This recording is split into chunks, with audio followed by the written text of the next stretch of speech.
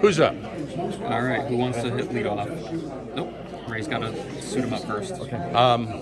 I'll go first. Channel 12 WPRI issued a pretty extensive report last night on the stadium finances, and actually in support of something the Coalition Radio Network's been reporting for a couple of years now, that the numbers simply really don't work initially. And now with the separation from 1A and 1B, that's another issue going forward. We still don't have the $10 million funding source, and rumors on the street are that the $42 million, that is not going swimmingly either. Is the stadium in trouble? No, it's not. But I want to just clarify, when you just isolate one project in the state, it's not really giving justice to the overall economic plan that we have in mind, right? So we're investing $40 million of public money into the fishery industry in Galilee. Mm-hmm. We're investing $60 million into Quonset to help that port develop economic opportunity with public dollars. We're investing over $35 million, and we expect that $35 million is going to be, multiplied by federal assistance into East Providence, again, in a public-private partnership. So, and same thing when we're putting the lights on the Superman building, that no one could figure out how to do that until I showed up, and now we're going to have a development there.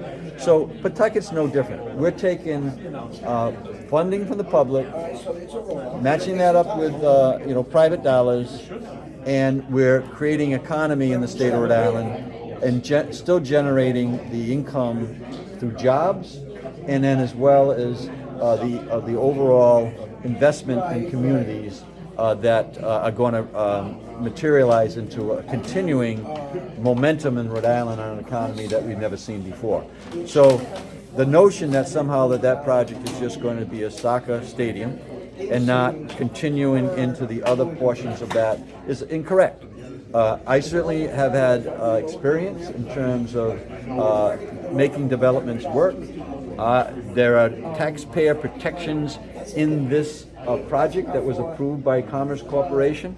And it's time that the Commerce Board actually gets behind this project and starts working really as a unit to make this successful.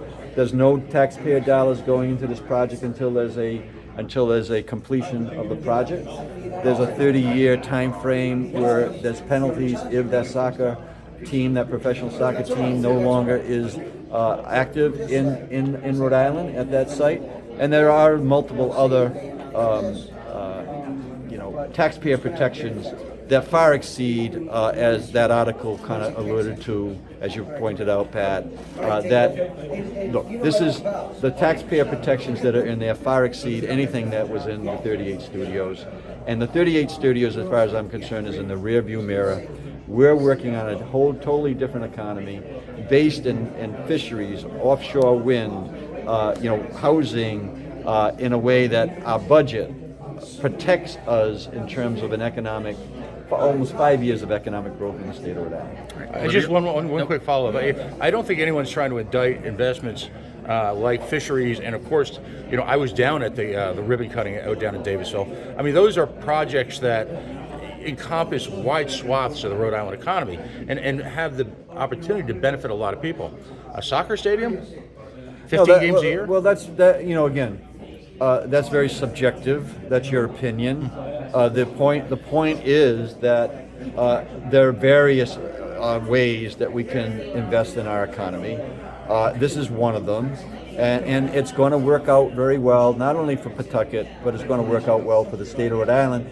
In fact, on the backdrop of the home run, the grand slam that was supposed to be 38 studios was one project.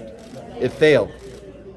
When we start talking about projects investing in the fisheries, offshore wind, we're investing in ports, we're investing in music venues in East Providence as part of that project. We're investing in entertainment, we're investing in destination marketing, which we announced yesterday in the Breeze Airlines. I mean, please open your eyes up and take a look at what's happening in the state of Rhode Island. And we've never seen this before, and you have a Rhode Island 2030 plan that the budget actually follows that plan, and this is in that plan. All right, Quickly, Olivia. just to follow up with Block Island, I know this was a story that made national headlines, the fights on the island. Last night, the New Shoreham Town Council announced they are having an emergency meeting tomorrow night to talk about those actions. What's your response to that? Yeah, I think that is a local issue. We certainly have, and I stepped up to make sure that we had the similar state police that were active on the island, when that was being debated in the spring and in the budget. But this is a local issue, right? This is a moment in time when local issues have local liquor licenses.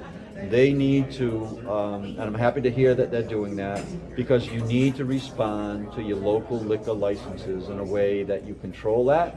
And then I would think that they'll take measures that are very similar to other communities, whether it holds, the liquor license holder responsible for activity, and also making sure that the local community, in terms of its only public safety, responds in a way that is appropriate to the activities that are supporting that community, right?